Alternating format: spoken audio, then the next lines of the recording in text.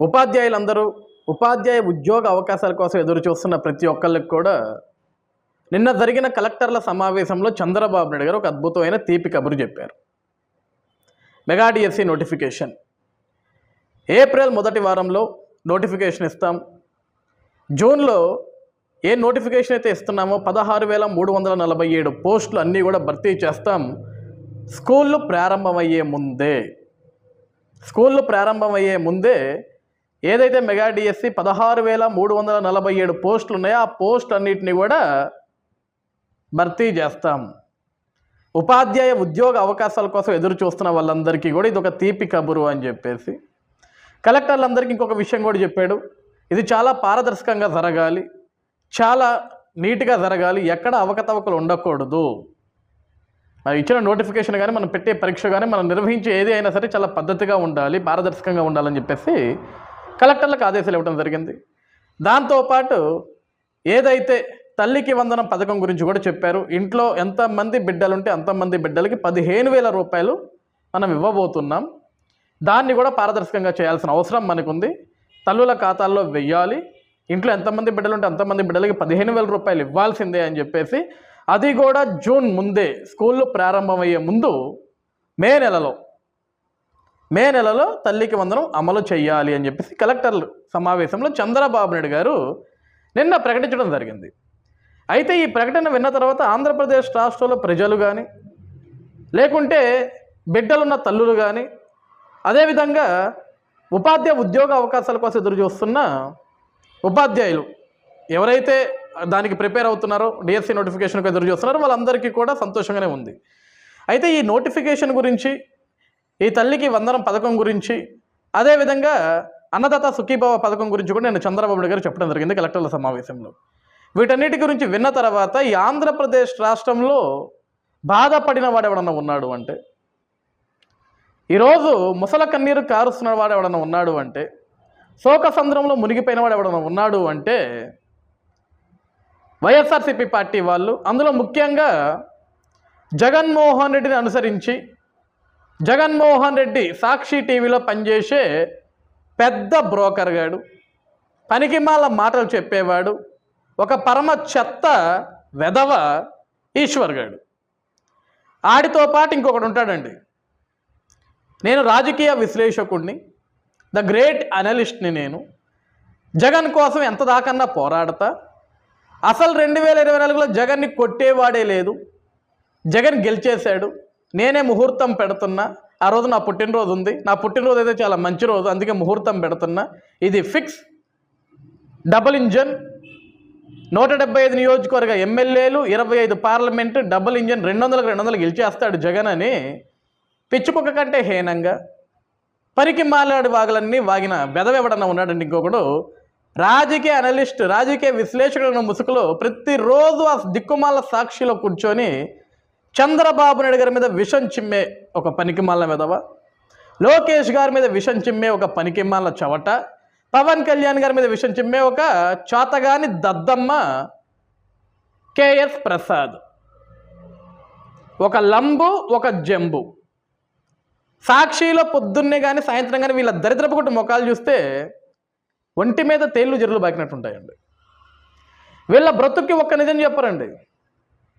రాష్ట్రం బాగుపడుతుంటే తట్టుకోలేరు, ప్రజలు సంతోషంగా ఉంటే తట్టుకోలేరు, రైతన్నలు సంతోషంగా ఉంటే తట్టుకోలేరు, ఈరోజు ఆంధ్రప్రదేశ్ రాష్ట్రానికి పరిశ్రమలు వస్తే తట్టుకోలేరు, పెట్టుబడిదారులు వస్తే తట్టుకోలేరు, ఈరోజు యువతకి ఉపాధి అవకాశాలు దొరుకుతుంటే తట్టుకోలేరు, ఈరోజు మెగా డిఎస్సి నోటిఫికేషన్ విడుదల చేసినా తట్టుకోలేరు, రాష్ట్రం అద్భుతంగా ఆర్థిక పరంగా ముందుకు వెళ్తున్నా సరే తట్టుకోలేరు. ఎందుకంటే వీళ్ళకి కావాల్సిన ప్రధాన లక్ష్యం ఏంటంటే జగన్మోహన్ రెడ్డే ముఖ్యమంత్రిగా ఉండాలా, ఆంధ్రప్రదేశ్ రాష్ట్రం అడుగు తినిపోవాలా, ఆంధ్రప్రదేశ్ రాష్ట్రంలో ప్రజలు సంతోషంగా ఉండకూడదు. కేవలం కేఎస్ ప్రసాద్ లాంటి ఒక కుక్క, ఈశ్వర్ లాంటి ఒక నక్క, ఈ నక్క కుక్క ఇద్దరు సంతోషంగా ఉంటే చాలు, ఇంక రాష్ట్ర ప్రజానికి ఎవడు సంతోషంగా ఉండాల్సిన అవసరం లేదన్నట్లుగా వీళ్ళిద్దరు చర్చా సమావేశాలు జరుపుతుంటారండి రోజు ఆ దిక్కుమాల సాక్షిలో కూర్చొని. అయితే నిన్న ఏదైతే మెగా డిఎస్సి గురించి చంద్రబాబు నాయుడు గారు కలెక్టర్ల సమావేశంలో ప్రకటించారో, ఆ ప్రకటించిన తర్వాత వెంటనే ఈశ్వర్ గారు కామన్గా డిబేట్ పెడతాడండి. ఆ డిబేట్కి పనికిమాలను పిలిచాడు అనలిస్ట్ని. ఈడు అనలిస్ట్ అని కూడా చెప్పకూడదండి. ఇటువంటి వాళ్ళు చెప్పుతాడు కొట్టాలి రోడ్డు మీద. వీడికి సగం తెలుసు, సగం తెలియదు. నోరేసుకొని పడిపోతుంటాడు. అయితే ఈ కేఎస్ ప్రసాద్ గారు ఏదైతే నిన్న చంద్రబాబు నాయుడు గారు ప్రకటించిన ఈ డిఎస్సి ఉందో దీని గురించి వీడు మాట్లాడతాడండి. ఏమంటే మీరు తప్పుగా అనుకోవద్దు, వాడు వీడు ఎందుకంటున్నానంటే రక్తం మరిగిపోతుంటుందంటే ఇటువంటి పనికిమాల విధంలో చూసినప్పుడు. రాష్ట్రంలో ఒక మంచి జరిగినప్పుడు మంచి అని చెప్పాలండి. గడిచిన 5 సంవత్సరాల్లో జగన్మోహన్ రెడ్డి చేసిన అరాచకాల గురించి ఈ చెత్తదవ ఈ పనికిమాలనోడు ఒక్కరోజు అంటే ఒక్కరోజు మాట్లాడలేదండి. అమరావతి రైతులు ఇబ్బందులు పడుతున్నారా, ఆడపడుచుల్ని బూటుకాలతో తంతున్నారా, జన్మనిచ్చిన జన్మస్థానం మీద బూటుకాలతో తన్నిస్తున్నారా జగన్మోహన్ రెడ్డి అని అనేకసార్లు చాలామంది మాట్లాడితే ఈ కేఎస్ ప్రసాద్ గారు ఏమన్నా తెలుసా అండి, వాళ్ళు రైతులు కాదు, పెయిడ్ ఆర్టిస్టులు, డ్రామా ఆర్టిస్టులు, డబ్బున్న రైతులు, వాళ్ళంతా ఒక కులానికి సంబంధించిన రైతులని చెత్త వాగడంతో వాగడండి, చెత్త వెధవ. వీడి గురించి వెధవ వాడు వీడని మాట్లాడటం తప్పలేదండి. నన్ను తప్పుగా అనుకున్నా సరే నేనేమి పట్టించుకోను. ఎందుకంటే ఇటువంటి వెధవలకి రెస్పెక్ట్ ఇస్తే ఆ విలువ కూడా మనం కోల్పోతాం. ఇటువంటి కుక్కలకి రెస్పెక్ట్ ఇవ్వకూడదండి. సమాజంలో మంచి జరుగుతుంటే ఆ మంచిని తట్టుకోలేని వెధవలంతా కూడా ఆ జరుగుతున్న మంచి మీద బురద వేయాలని ఆలోచిస్తారు, తప్పుడు ఆరోపణలు చేయాలని ఆలోచిస్తారు. ఇటువంటి విధవల్ని ఎడంకాలు చెప్పు తీసి కాదు, కుడికాలు చెప్పు తీసి కాదు, పెండకి చెప్పు రాసి చెప్పుతో కొట్టాలండి ఇటువంటి విధవల్ని.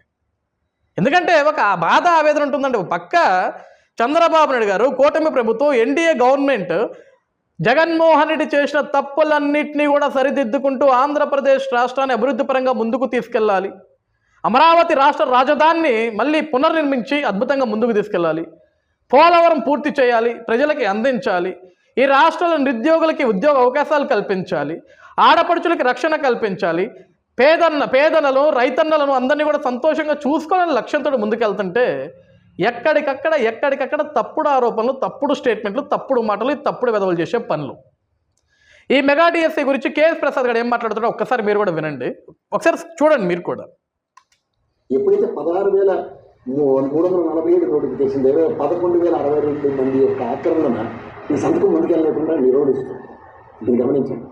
ఈ 16,000లో కూడా మెగా డిఎస్ అని చెప్పి జగన్మోహన్ రెడ్డి గారు ఆల్రెడీ ఆ ప్రభుత్వం ఇచ్చినటువంటి 6,000 చిల్లర కూడా కలిపేశారు. అదే చెప్తున్నాను సార్. ఇప్పుడు అది పోయి లేదంటే గవర్నమెంట్ వచ్చింటే అప్పటికే అయిపోయింది కదా సార్. మీకు గత ప్రభుత్వంలో ఇచ్చిన రిక్రూట్మెంట్ నోటిఫికేషన్స్ ఏవైతే ఉన్నాయో వాటికి సంబంధించినవి గత ప్రభుత్వం అంటే రియల్ కన్నా ముందున్న ప్రభుత్వంలో డిఎస్సి ఎన్ని రిక్రూట్ చేశారన్నది తేటతెల్లమైన 46 లక్షల దగ్గర ఉపాధి కల్పించిన జగన్మోహన్ రెడ్డి ప్రభుత్వంలో సబ్స్టాన్షియల్ ఎవిడెన్సెస్ ఎన్నోసార్లు చర్చించాం.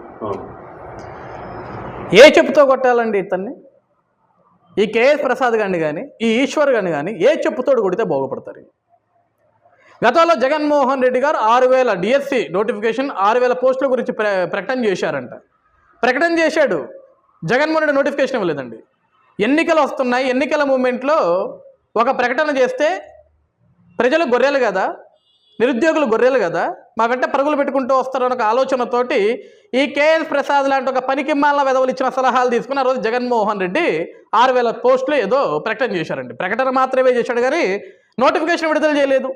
నిజంగా నోటిఫికేషన్ ఇచ్చుంటే ఈ పాటికి జగన్మోహన్ రెడ్డి 1కి 1,00,000 సార్లు చెప్పేటోడు, నేను నోటిఫికేషన్ ఇచ్చాను, ఈ నోటిఫికేషన్ ఇచ్చేదాన్ని చంద్రబాబు రద్దు చేసిందని.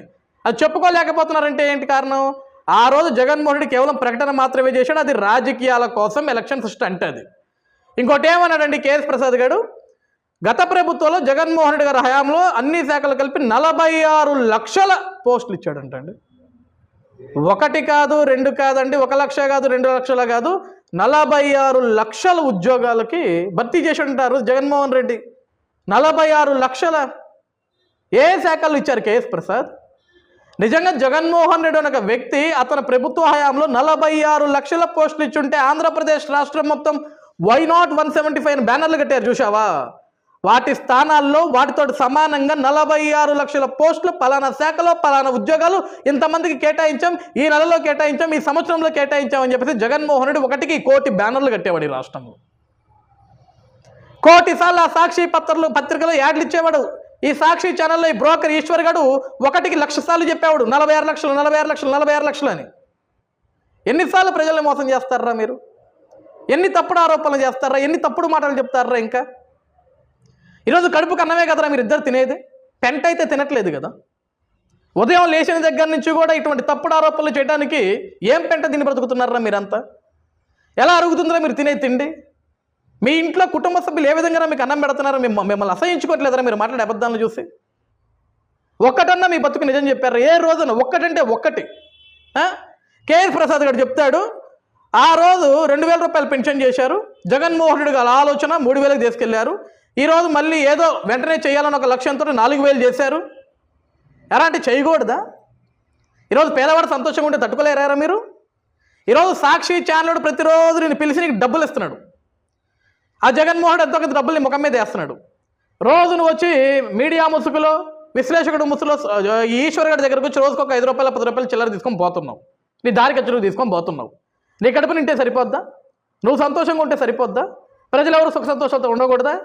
అరే ఓ పనికిమాలోడు కేఎస్ ప్రసాద్ గడిచిన 5 సంవత్సరాల్లో వైఎస్ జగన్మోహన్ రెడ్డి ఒక పనికిమాలోడు దుర్మార్గుడు 5 రూపాయలకు దొరికే అన్నా క్యాంటీన్ని కూల్చేస్తే 5 సంవత్సరాలు అర్ధాకలతోటి ఎంతమంది పేదవాళ్ళు నిద్రపోయారో తెలుసారా? అర్ధాకలతో ఆకలి పంటలతో ఎంతమంది ఉన్నారో తెలుసా? ఏ రోజున్నా సరే పట్టెడు అన్నం పెట్టేవారు ఎవరికన్నా? పట్టెడు అన్నం పెట్టావా పిలిచి కనీసం? ఈరోజు కూటమి ప్రభుత్వం ఏర్పడిన తర్వాత మళ్ళీ అన్నా క్యాంటీన్లు ప్రారంభమైనాయి. 3 పూట్ల కూడా పేదవాడు కమ్మగా 5 రూపాయలకు భోజనం చేస్తున్నాడు. ఏ రోజన్నా అన్నా క్యాంటీన్ల గురించి మాట్లాడేవరా నువ్వు? ఏ రోజన్నా పేదవాడి కడుపు గురించి, పేదవాడి ఆకలి మంట గురించి నువ్వు మాట్లాడేవరా సాక్షి ఛానల్లో కూర్చొని? నీ అంతరాత్మ ఏ రోజన్నా ప్రశ్నించుకున్నావా ప్రసాద్? ఆ రోజు జగనే గెలుస్తాడు, డబల్ ఇంజన్ సర్కార్ వస్తుంది, 175కి 175 గెలిచేస్తాడు, 25కి 25 మంది ఎంపీలు గెలిచేస్తారని సంకలు గుద్దావు. ఓడిపోయిన తర్వాత ఏం మాట్లాడేవరా నువ్వు? ఏమన్నా నన్ను చంపేస్తారు ఈ రాష్ట్రంలో, నన్ను బతకనివ్వరు, నేను చచ్చిపోతా, నా దినం భోజనాలకు రండి అన్నావు. ఇదే బ్రోకర్ ఈశ్వర్ గారికి సాక్షి ఛానల్లో కూర్చొని మాట్లాడావు. నా దినం భోజనాలకు రండి, కూటమి ప్రభుత్వం వచ్చింది, నన్ను చంపేస్తారు, ఇక నా దినం భోజనాలకు వచ్చేయండి అన్నారు. చచ్చిపోయావా నువ్వు? చచ్చిపోయావా నువ్వు? ఎవరన్నా నీ మీద దాడి చేశాడా? పలానా ఒక మాట అన్నాడా? కనీసం నేను టచ్ చేశాడా? నీ గురించి ఎవడన్నా మాట్లాడుతున్నాడా? కనీసం నీ మీద ఒక కేసు నమోదైంది నువ్వు మాట్లాడిన చెత్త మాటలన్నింటికి, నువ్వు చేసే ఫేక్ ప్రపగండాకి. ఈరోజు మాది మంచి ప్రభుత్వం కాబట్టి అభివృద్ధి మీద ఒక లక్ష్యంగా, యువత ఉపాధి మీద ఒక లక్ష్యంగా, రైతుల జీవితం మీద ఒక లక్ష్యంగా, ఆడపడుచుల భద్రత మీద ఒక లక్ష్యంగా, రాష్ట్ర అభివృద్ధి మీద ఒక లక్ష్యంగా, ఒక లక్ష్యం పెట్టుకొని ఈరోజు అడుగులు ముందుకు వేస్తున్నాయి. ఇలాంటి వెధవలు పట్టించుకోవటం మొదలు పెడితే మాట్లాడటానికి గొంతులుండో గుర్తుపెట్టుకో. ఎంతని వాగుతారా? ఎన్ని రోజులని ఉపేక్షించాలరా ఇలాంటి వెధవలందరినీ చూసి మేము? మాకు ఒక బాధ ఉంటుంది, ఒక ఆవేదన ఉంటుంది. ఒక పక్క ఆంధ్రప్రదేశ్ రాష్ట్రాన్ని అభివృద్ధి చేయాలని ఒక లక్ష్యంతో ఒక పక్క చంద్రబాబు గారు, ఒక పక్క లోకేష్ గారు, ఒక పక్క పవన్ కళ్యాణ్ గారు. ఈరోజు ఎన్డీఏ ప్రభుత్వం, ఎన్డీఏ కూటమి నాయకులు, అధికారులు, పోలీస్ యంత్రాంగం, కలెక్టర్లు, విఆర్ఓలు, ఎంఆర్ఓలు అందరూ ఒక పక్క ఈ రాష్ట్రాన్ని గాడిలో పెట్టాలి. సైకో జగన్ వల్ల రాష్ట్రం అధపాతాళంలోకి వెళ్ళిపోయింది. దాన్ని మళ్ళీ బయటికి తీసుకురావాలని లక్ష్యంతో కదా పనిచేస్తుంది. ఎక్కడో హైదరాబాద్లో కూర్చొని కనీసం ఆంధ్రప్రదేశ్ రాష్ట్రంలో ప్రజలు ఏ విధంగా ఉన్నారని నువ్వు చూడకుండా నీ బతుకు అసలు కనీసం ఆంధ్రప్రదేశ్ రాష్ట్రంలో ఓటేసి ఉంటావురా నువ్వు? ఎక్కడ ఓటర్ రా నువ్వు? అసలు ఓటక్కు ఉందా నీకు? ఓటక్కుంటే కనీసం ఓటేసి ఉన్నావు అసలు ఆంధ్రప్రదేశ్ రాష్ట్రంలో? ఏం తెలుసని మాట్లాడుతావు ప్రస్తుతం ఆంధ్రప్రదేశ్ రాష్ట్రం గురించి? అంటే హైదరాబాద్ స్టూడియోలో కూర్చొని తగలబడతావు అక్కడ. సాక్షి ఈశ్వర్ గడిచే డబ్బులు తీసుకొని ఆ డబ్బులు కక్కుర్తిపడి ఎందుకురా బ్రతుకు, కుక్క బ్రతుకు? నీకంటే విశ్వాసంగా 4 మెతులు వేస్తే కుక్క ఉంటుంది, నువ్వు అంతకంటే దరిద్రుడివి. ఆంధ్రప్రదేశ్ రాష్ట్ర ప్రజలు ఇంకా ఉసురు ఎన్ని రోజులు పోసుకొని వస్తావు? ఇంకా కడుపు కన్నమే కదా తింటారు, పెంటైతే తినట్లేదు కదా. చెత్త విధవని చెత్త విధవ, చెత్త మాటలు, పనికిమాల మాటలు, పనికిమాల ఆరోపణలు, తప్పుడు ఛానల్లో కూర్చొని తప్పుడు మాటలు మాట్లాడుతావు. తప్పుడెదవని తప్పుడెదవ.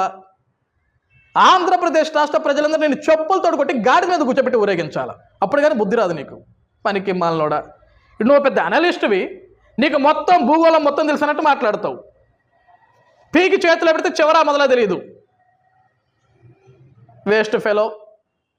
ఇలాంటి పనికిమాల వాగుడు వాగే చివరికి నీలాంటి పనికిమాల వెధవలందరినీ నమ్ముకోనే 151 ఉన్నోడు 11కు బడి ప్రతిపక్ష స్థానం కోసం అడుక్కు తింటున్నాడు.